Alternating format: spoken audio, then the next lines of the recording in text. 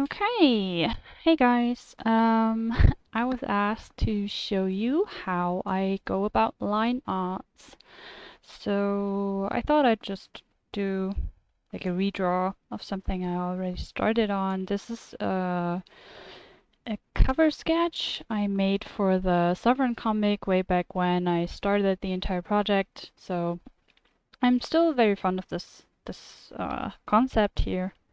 So I thought maybe just use that as a base for today to kind of show you how I go from sketch to line art. So yeah, I made a second file where I reworked the sketch a little bit, made it more according to my standards of today, since yeah, a lot of years have passed since I created this other file. And yeah, here we have Will.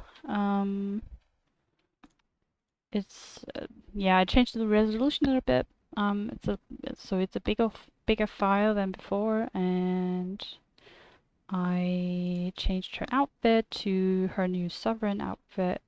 And oh yeah, right. I have this little frame that I like to use whenever I do artwork or when I'm working on a comic page. It simply helps me to know where things would be cut off from the artwork in case I ever want to get it printed, for example. So that's what this is for. But these little lines, I often blend them out while working. So I made this frame so I can better see what will actually be on the later printed object. Yeah. As you can see, I'm working with Clipart Studio. I really like the tool. I used to work with Photoshop, but yeah, it's just not for comics. It's not that good.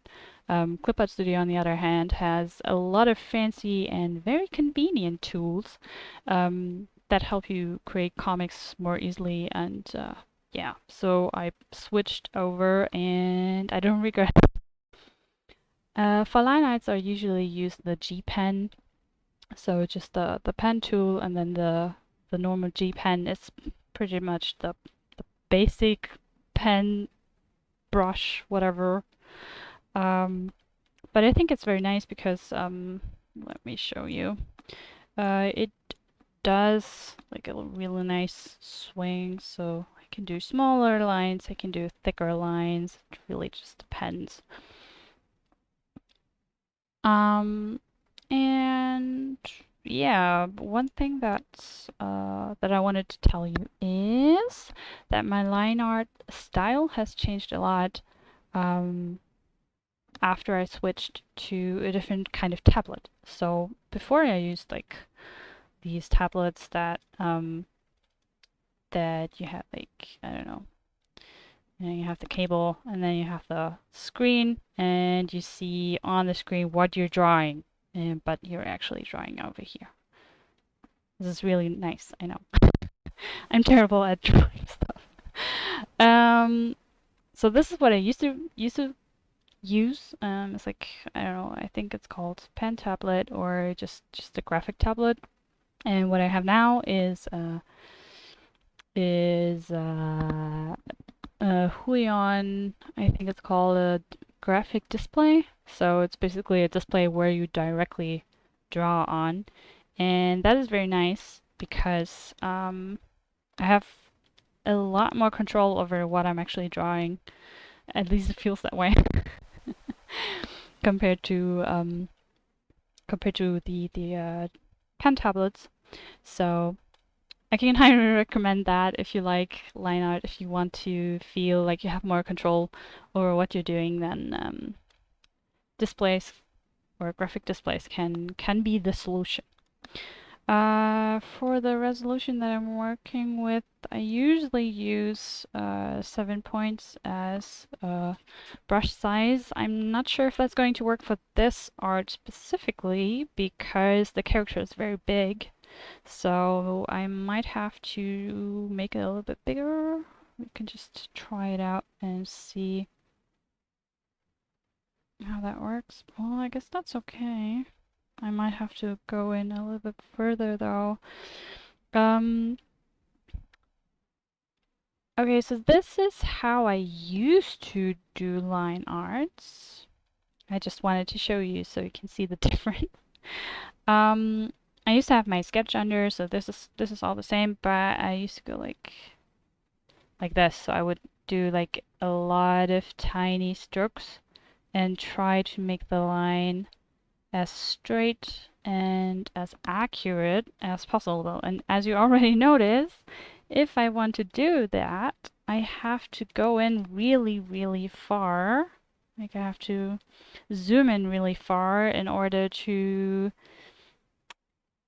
yeah, in order to have this control and see if the line is really straight, if it's really going the way I want it to. And I mean, this is okay. This looks alright.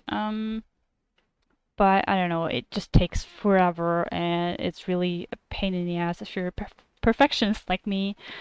Because you always have, like, if you zoom in, you always have, like, here it's a little bit thicker, there it's a little bit thinner, but it doesn't really work together. So I always have to kind of fix these little issues. So my perfectionist brain can accept this. And what I do instead nowadays is I like the stroke I do here, so I work more with free strokes and more dynamics. I try to just go a little bit more freely and allow myself a little bit more to the cheek is a little bit too thick. Allow myself a little bit more this to just not make it perfect. And if you do it like this, the good thing is that I'm kind of, maybe I just do it like this. This might be easier. If you do it like this, usually the end result will look a lot more dynamic because um you have this switch of thicker lines and thinner lines. I don't know. I can better show that when I'm drawing something like the arm. So the arm is a little bit better example for that. So I would just do this line and then go like this. No. And yeah, I do this a lot. So I just draw a line and then I have to fix it because I'm not happy with it. And then I just redraw it. And I do that like all the time until I say, okay, this is what I wanted.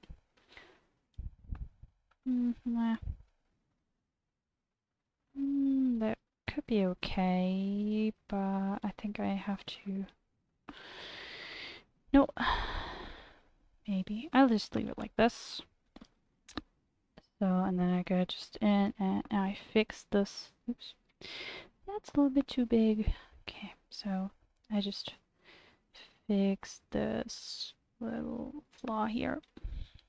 Oop. Okay, and then we have this. And as you can see, so here it's a little bit thicker, there it's a little bit thinner, then a little bit thicker again, and here as well. So the start is thin and then it gets thicker.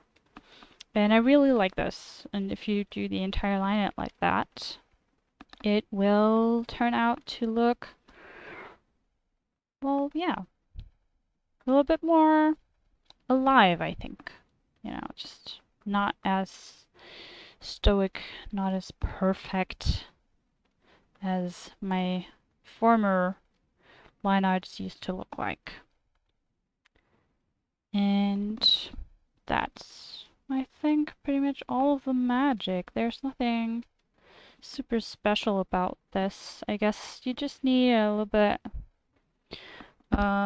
tolerance for imperfect lines. At least that was the case for me, so I had to learn that not every line has to be perfect. Not every line can be perfect, and even if they were perfect, often the picture in the end doesn't really feel, it doesn't really convey feeling because, you know, people will see that you put in way too much effort to make the lines perfect, and somehow through this perfectionism, the message and the feel of the picture often gets lost. At least that's how I feel about it. Well, something like this. So yeah, I just sketch a little bit here. So it's a bit, it can be a bit like sketching, you know, just draw lines and see how it works. And then once I finish like all of this, I usually just I usually just take these one out, and then I go in and fix these little problems, like these little loose ends. I fix those, and I would kind of fix this line here because it doesn't really, you know, here it's way thinner and here it's like super thick. But yeah, I would do that a little bit later. Right now, I would just continue like I did, and just slowly but gradually build up this little madame, and just work my way through it. And one other thing that's really important that I didn't use when I was younger is this whole turning of the plane or of the paper, kind of this thing that I'm drawing on. I didn't do that when I was younger and when I was still using Photoshop, but it's really important because I mean, every one of us have like a stroke direction that we're really good at. So, for example, I'm really bad. Oh, this one actually worked pretty nice, but I'm usually pretty bad at just doing straight lines. I can do them when I'm really fast and it's okay, but if I want to like go slow, then they're all squiggly. While if I'm doing like roundish strokes, then I don't know, they tend to look a little bit nicer. But for example, I can't. Okay, this kind of works, but you see the bow, the direction of this is a little bit smaller, so that if you would make it in a circle, it would be a lot smaller than this one. So if I have to make big curves, like longer curves, I go like this. And if I have to make smaller curves, like on the left, then I simply turn the plane or the paper and use this knowledge to adjust my strokes. So when I make smaller curves, I do it this way. And when I have to make like bigger curves, I go like this. Not sure if this makes sense to you. It kind of does to me. But yeah, let's just clean this up a little bit. All this rubbish. Yeah, so that's pretty much it. I think I did all the explaining that I can think of, at least. Yeah. No, I think that's it. I mean, the biggest issue is that you just, you know, don't go in way too close, because then you lose the perspective of and the connection to the entire concept. That's a big learning I had when I started to work with pictures that have a higher resolution, because it happens really fast that you just go in and you're like, oh, I have to do this eye and it has to be perfect, and you go like and you draw all this stuff. I'm messing around a little bit now, but you put a lot of effort into this really perfect eye, and not only does it take a lot of time to just get it perfect, but also even if it looks perfect in the end, you might not be able to reproduce the same perfection with the second eye. But the second eye needs to kind of work with the first eye. So you have to always consider that everything works together and everything has to work together in the picture. And so I really like to kind of zoom out in between to remind myself that there's a lot more in this picture than the little piece that I'm currently working on. And also very helpful is this little thumbnail over here at the top right, because there I can always check like where in the picture am I currently, and especially when I'm working with color, it's really helpful to get this very first impression of color use and if it works the way I want it to, because thumbnails tell you a lot, and